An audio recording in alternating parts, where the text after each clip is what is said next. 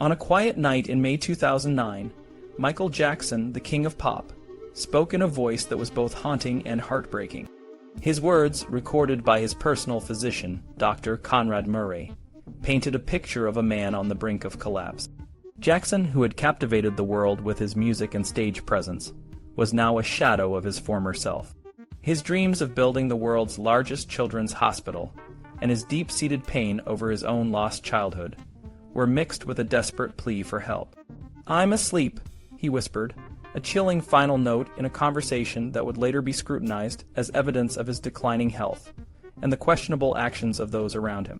The recording, made on May 10, 2009, raised many questions about Dr. Murray's motives. Was it an opportunistic keepsake, a way to document Jackson's deteriorating state, or something more sinister? Murray's explanation, given in a 2014 CNN interview, was that Jackson had asked him to record his snoring to monitor his sleep pattern. However, this explanation seemed thin, especially given the content of the recording and the state Jackson was in. The conversation was not just about snoring. It was a rambling, emotional monologue that touched on Jackson's deepest fears and aspirations. Dr. Conrad Murray, a cardiologist from Nevada, had been hired by AG Live, the company producing Jackson's comeback tour, to ensure the singer's health. Jackson's history of insomnia and drug dependency made his well-being a critical concern. Murray's role was to help Jackson manage his sleep and prepare for the grueling schedule of the This Is It concerts. However, the recording suggested that Murray's methods were far from conventional. The use of Propofol, a powerful anesthetic, to help Jackson sleep was highly controversial and ultimately fatal. By mid-May 2009, Murray had already begun to administer Propofol to Jackson. This drug, typically used in surgical settings, was not approved for long-term insomnia treatment. The recording, made just days before Murray placed a large order for more Propofol, suggested that Jackson was heavily sedated. His speech was slow, slurred, and disjointed, yet he was still coherent enough to express his dreams and fears. The mixture of drugs, including benzodiazepines like midazolam and flumazenil, a benzodiazepine antidote, indicated a complex and dangerous cocktail that Murray was managing. The recording revealed a man who was profoundly affected by his past. Jackson spoke of his childhood, which he felt he had never truly experienced. He described his pain and his desire to help children who, like him, had suffered.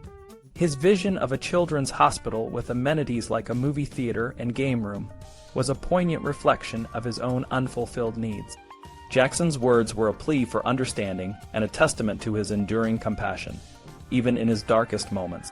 Despite his fragile state, Jackson was expected to perform in a series of high-profile concerts at London's O2 Arena. The pressure was immense, and the stakes were high. Jackson's attendance at rehearsals was erratic, and his health was a constant concern. AG Live, the company behind the tour, had to weigh the risks of pushing Jackson too hard against the potential financial and reputational gains. The decision to delay the first 4 concerts in May 2009 was officially attributed to the show's growing complexity, but insiders suggested that Jackson's health was the real reason. The delay of the concerts sparked a media frenzy. Rumors about Jackson's health circulated widely, ranging from cancer to a lung transplant. Fans were left to wonder if their idol would ever take the stage again. The official explanations from AG Live and Jackson's team were met with skepticism, and the media's portrayal of the situation often bordered on sensationalism. The public's love for Jackson was evident, but so was their concern for his well-being. In the weeks leading up to his death, Jackson's condition continued to deteriorate. Murray's use of Propofol became more frequent, and the singer's ability to function was severely compromised. The recording from May 10, 2009, was just one of many instances where Jackson's state of mind and health were documented. On June 25, 2009, Jackson was found unresponsive in his bed. The world was shocked, and the loss was felt deeply by fans and fellow artists alike. In the wake of Jackson's death, Murray was charged with involuntary manslaughter.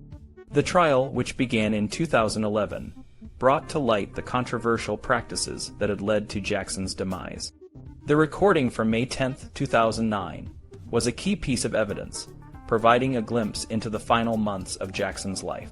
Murray was ultimately found guilty and served 2 years in prison. The recording of Michael Jackson on May 10, 2009, is a haunting reminder of the price of fame and the complexity of human emotions. It captures a man who, despite his immense talent and success, was deeply troubled and in need of help. The actions of those around him, particularly Dr. Conrad Murray, raise serious ethical questions. Ultimately, the legacy of Michael Jackson is one of both brilliance and tragedy, a reminder that even the greatest stars can burn out.